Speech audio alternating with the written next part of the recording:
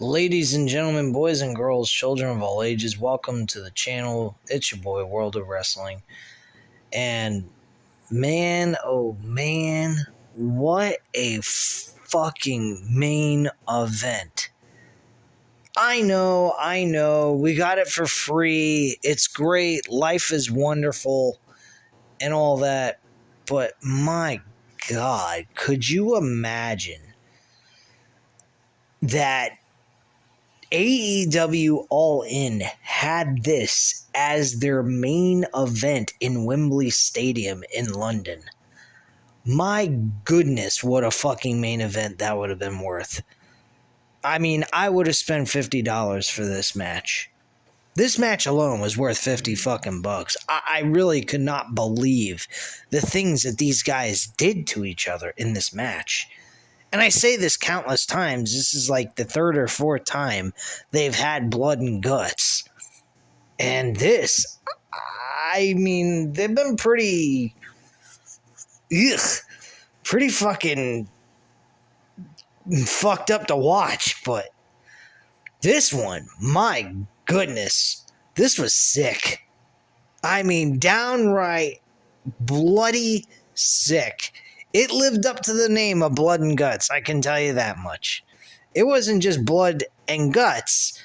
There was a bed full of nails that they dropped each other on. Unbelievable. And Jon Moxley introduced this into the match. The guy's a fucking sick, depraved bastard who likes to put his body through unbelievable amounts of pain, not to mention dishing it out at the same time. The guy is fucking nuts. You had thumbtacks, you had broken glass, the only thing missing was a fucking glass table for them to dump people through. That was the only thing left, or a kitchen sink. I mean, this was downright fucking sick for a full hour. In the second hour, that's all we saw was the blood and guts match. Both Takeshita and Pac left this match near the end. Don Callis told Takeshita to just get out after Pac left, like 5-10 minutes after Pac left. And I guess he was just looking out for the betterment of Takeshita and just didn't see the point of him going ahead. Basically, in a sense, they were surrendering before Jon Moxley, who was handcuffed, said that they give up for their team. The Elite were very, very smart near the end of this match in order to get the win, because at the end of the day, the BCC was not giving up unless you put them in a corner, which is what they did. They handcuffed Jon Moxley to the ropes, not allowing him to be able to do much of anything. He couldn't even get up. He was a bloody fucking mess. He actually bled the most out of everybody in this match. Wheeler Yuta was the sacrificial lamb once again. Complete failure, I think, with what AEW's been doing with Wheeler Yuta. I think that they've been shortchanging him heavily, but WWE seems to do the same exact thing anyway. And Jon Moxley was left with just himself, Claudio, and Wheeler Yuta, and Takeshita and Pac, of course, left the match, and Jon Moxley just did not see any point in allowing this match to continue, and he told the referee that they surrender. The only way they could have won was either by submission or by surrendering the match, so they just surrendered, as that was the right decision. Had the match gone any further, I think Wheeler Yuta would have turned blue and died, because it didn't look like the Elite was going to stop what they were doing with Wheeler Yuta. And Wheeler Yuta had nobody to help him or get him out of the situation he was in. I mean, no disrespect to Wheeler Yuta by any means. He was put in a situation where there was no possible way any person could have gotten out of what he was in. I mean, it was a 5-on-1 beatdown at that point. Jon Moxley was tied up and Claudio was knocked out, so that's that. This match, though, man, like I said, downright fucking unbelievable action during this match. The rest of the show is just as good as the main event. I mean, they had some fun stuff on this show tonight. I think there was like 3 or 4 matches on this card, and that's it. And his was just downright fun. I really was entertained by this. I like Jack Perry, what he has. He turned over to a new attire. He also did a vignette before he showed up. He has Beethoven music, a fucking symphony as his a symphony as his fucking entrance music. That is shocking. So he's got Beethoven as his theme music. That's very interesting, to be quite frank with you. I like it a lot. And then he's got the black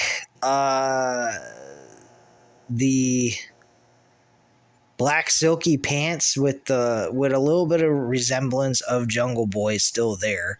But he did a vignette. He drags a old version of himself, a dummy dressed up as Jungle Boy, and he buried that character into the ground. And then a limo came up to him in the desert, picked him up, and he then came through with his entrance with the Beethoven Symphony. I absolutely fucking love this. He then had his match with Hook for the FTR Championship. Now, they didn't really give us any kind of real build-up for this. It was more along the lines of a rinse and repeat type of situation that they did in segments throughout Dynamite from week to week. Hook tried to chase after Jungle Boy, and Jungle Boy would run away, and that's that. So,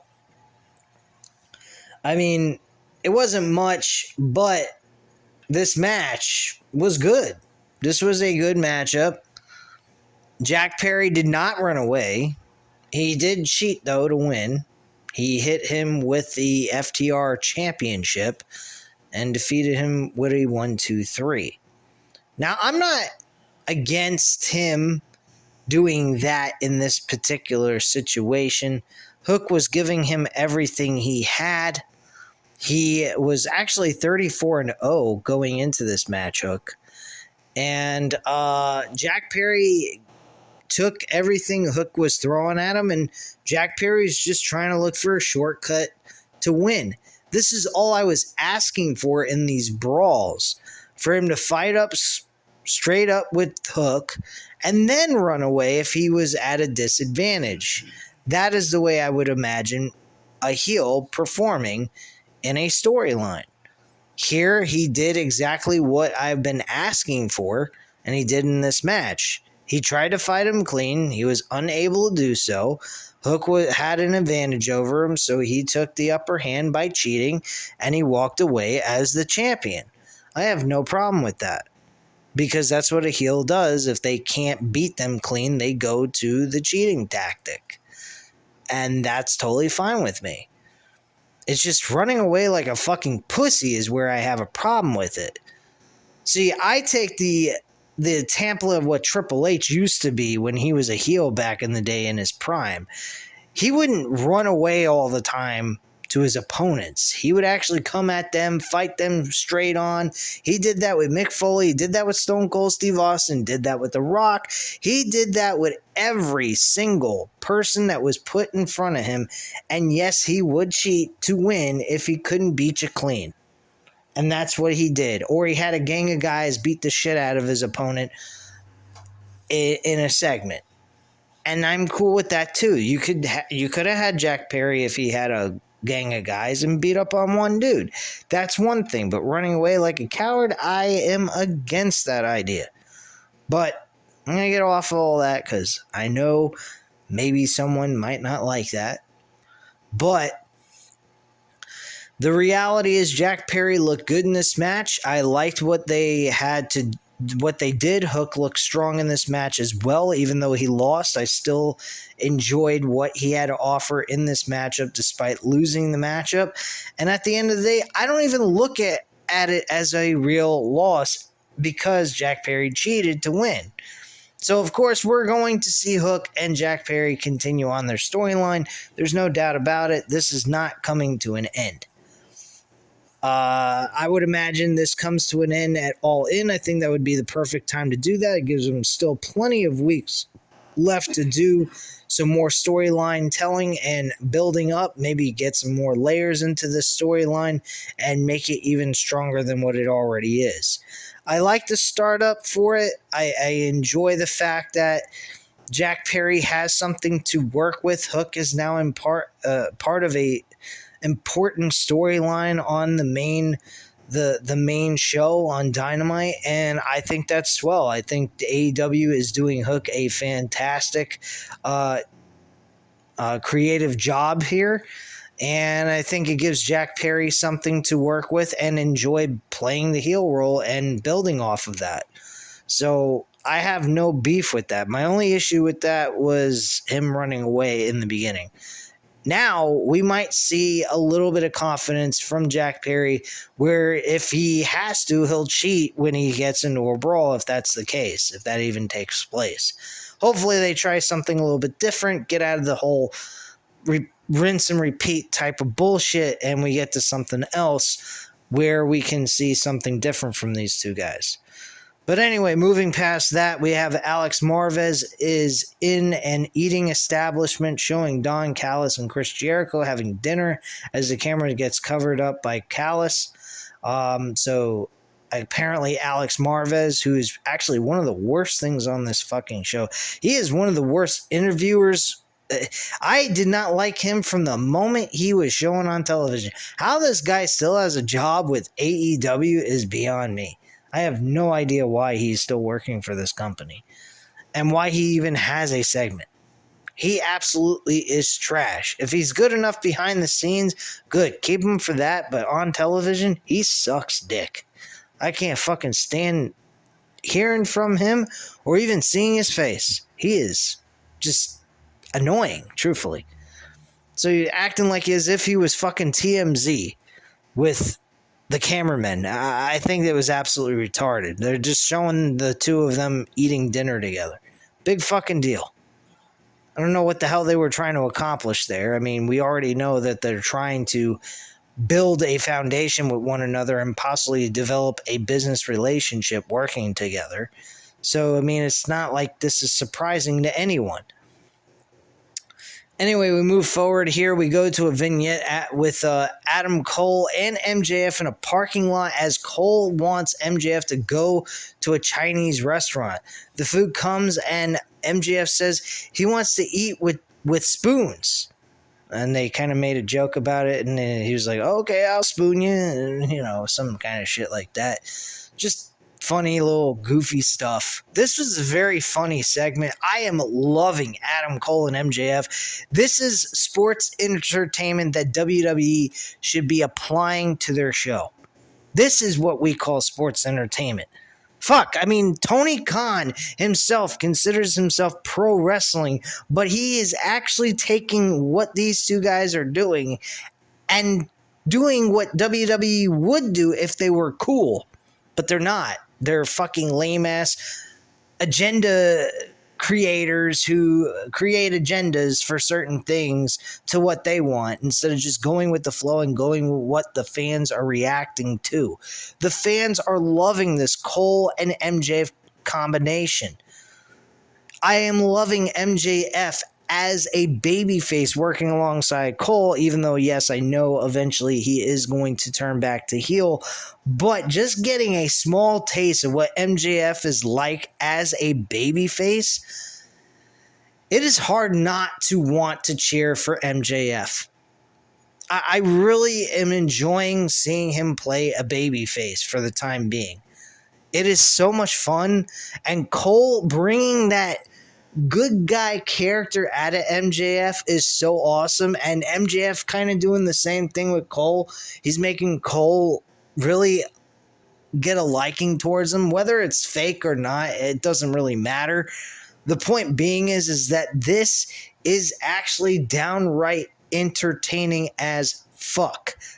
It's like a Rock Mick Foley type of situation. Two unalike guys, two guys that you probably would never imagine teaming together, and they actually click very well.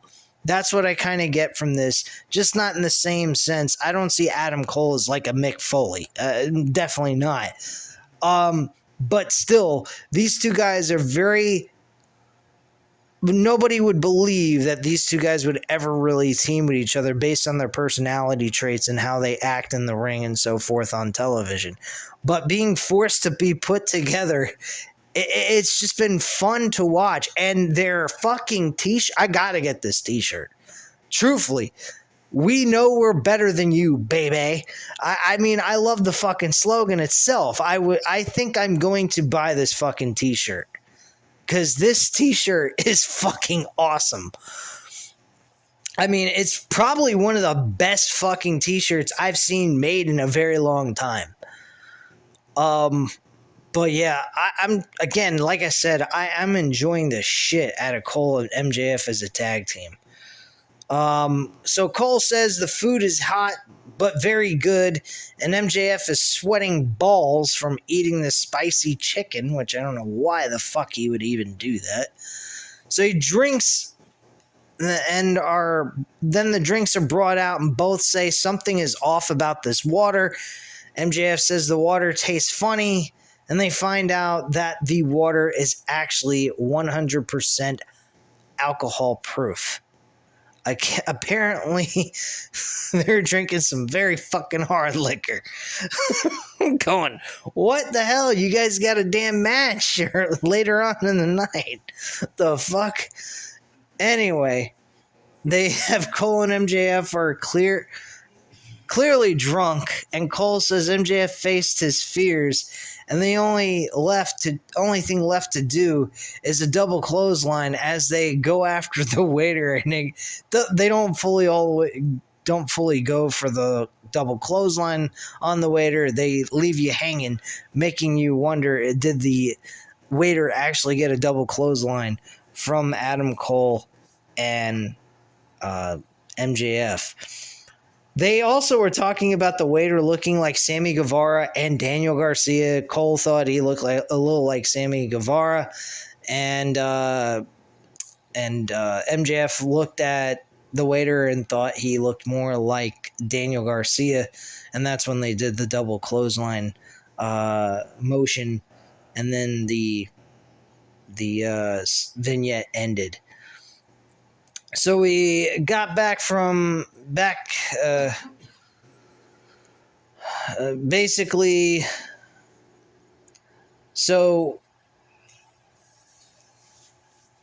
we get to the back of the arena with an earlier today as a limo pulls up with Don Callis and Chris Jericho as they call Alex Marvez a fat idiot. Big whoop-de-doo. I personally don't give two flying fucks. Dr. Britt Baker, DMD, is introduced to a big ovation. She has a match with Kayla Sparks, which doesn't last very long. It ends in less than a minute. Britt Baker gets the win with submission. Renee Paquette is backstage with MJF and Adam Cole, interviewing them about the finals. To the blind eliminator, Cole says there is no team better. MJF says plan A is to hit a double clothesline and win it. MJF then shows matching trunks, and then Cole shows he got them matching jackets. And Cole says he has one more surprise, but it will have to wait. Roderick Strong comes in. Renee asks him what is going on with this tag team, but Roderick Strong says he doesn't know, and he has a concerned look on his face. So I think Roderick Strong is paying very close attention, as he should, because he knows damn well Adam Cole is being played for a sucker by MJF. MJF is being very genuine from what I can tell, but things start to show its ugly head at the end of the match between Adam Cole and MJF against Sammy Guevara and Daniel Garcia. They do get the W. This was a good matchup overall. You get to see MJF perform a diving maneuver outside the ring for the first time ever. He has never performed a suicide dive outside the ring ever in his career, and he finally did that while working with Adam Cole. Absolutely loved it. Match ends with MJF brings Garcia back into the ring for Cole to hit a Panama Sunrise, and the new best friends call for the double clothesline. MJF tags in, and they hit the double clothesline for the first time in a very long time. From what I have heard, I actually watched last week's Dynamite review by JD and Jesse, and they said, well, Jesse pointed this out because JD didn't really pay much attention to that, but I was surprised Jesse even cared about looking this up. The last time a double clothesline was ever performed was by Paul Orndorff and Hulk Hogan in a tag team match. That was in the mid-1980s, I believe. That's a long fucking time ago. I am very surprised that that has never been done since then. And history was made with the double clothesline and the win for MJF to make the cover for the pinfall. So after the match is over, Garcia and Sammy Guevara. And by the way, I forgot to mention, Chris Jericho was at the commentator's booth being supportive of Sammy Guevara and Daniel Garcia. So they leave the ring as Cole and MJF celebrate, and JAS walk right past Chris Jericho on their way to the back. In the ring, Cole gets the World Championship and looks at it, which angers MJF greatly because of the fact that he turns around and he's like, what the fuck are you looking at my title? This is not your belt. And leading to a back and forth before they finally hug it out. But the cracks are already being shown here. There's a possibility they could go with this. I'm going to finish up here with what they have written on WrestleView.com. They get to the corner to celebrate when FTR's music hits, signaling the arrival of the AEW World Tag Team Champions as they hit the stage to get a good look at their next contenders. And they pretty much mouth off. This leads to the champs heading to the ring for a stare down and some smack talk with the new challengers as the new mashup theme hits. This doesn't quite sit well with Dax as we hear him audibly tell Tony Khan, next time hit our music. We're the damn champs. As a graphic reminds us, the upcoming tag title match will be on Collision on July 29th. That's going to be a good match. I got a good feeling.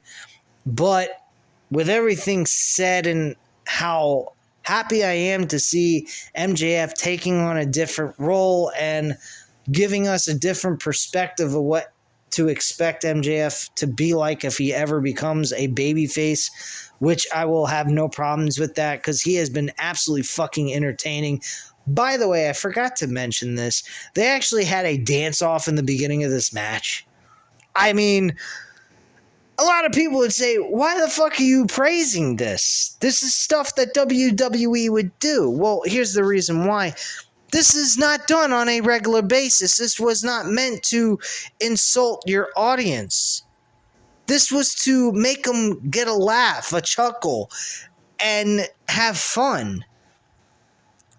If you're not doing this shit on a regular basis, then it doesn't feel the same way. WWE does this kind of stuff on the regular.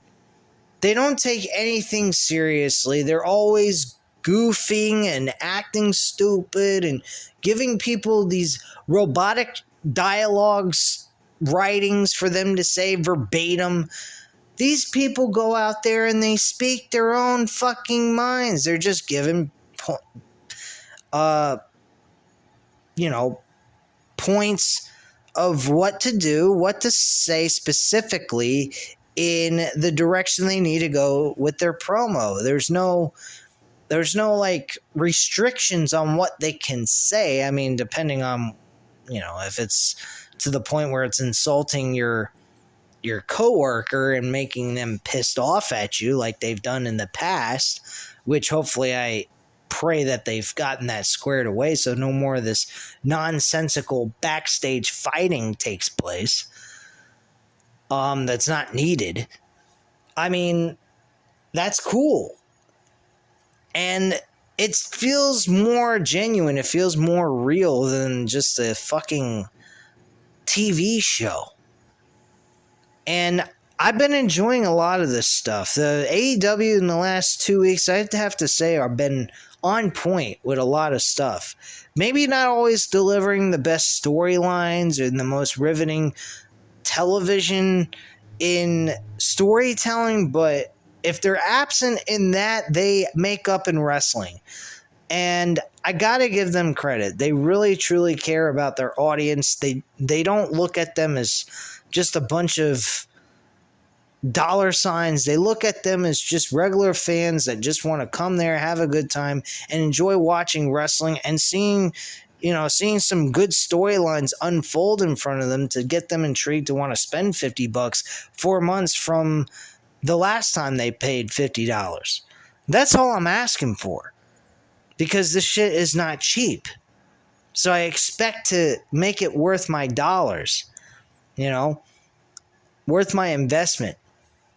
And I'm not worried about seeing 10, 20 matches on a card. I'm worried about seeing quality build-ups that get me excited and seeing two guys get in the ring and kick some ass and show us that, yes, maybe the show may be fixed, but damn it, they're going to go out there and try to make it as real as possible and give us the best performance of a lifetime that we'll remember it for a very long time.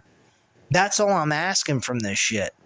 And giving us storyline progression that keeps us intrigued week to week.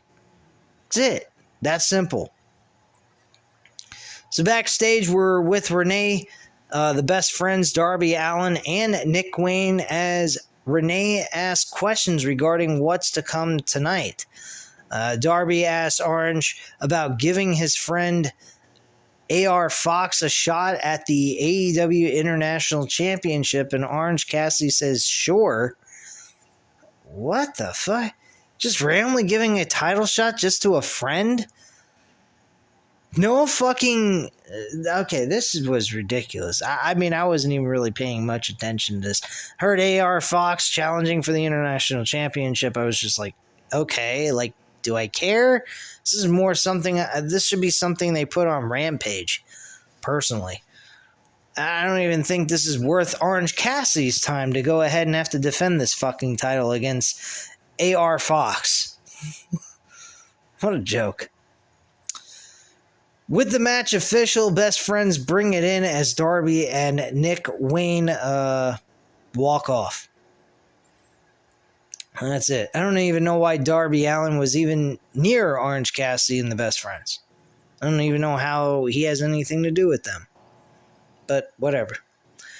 We get a rundown of the coming week on Rampage and Collision before going to ringside, where we get one more glimpse of the brutal blood and guts structure and a video package of the blood and guts of how dangerous it really is.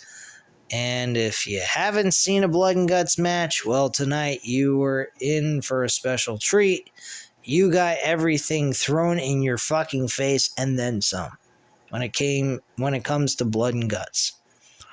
I'm not going to go over the entire match I already talked about in the very beginning of this video. Very brutal fucking matchup. Again, Jon Moxley had to surrender. He was tied up on the ropes, handcuffed. And two of their own teammates left the match anyway.